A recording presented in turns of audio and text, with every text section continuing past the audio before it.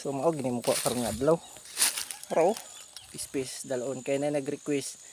Ani galon gid ni. Anay daan. Galon ni ganina pero nakuhaan sa ay sa kapakit pero goods ra to kay tong tag iyang tag nagtudlo.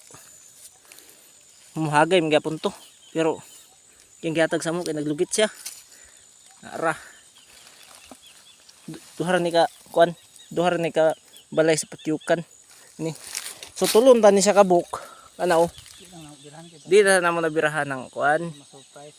Kay sa Mayo katapusan karon pa katapusan no kuan nun. Birahan para lumoy gid ba. Hinog gid kay siya. So katura mga dol, update ako sa mga kuan ako kuan. Kaya mo sa ning kanang takuson. Pero bitad unsa ni butang sa kuan? Galon.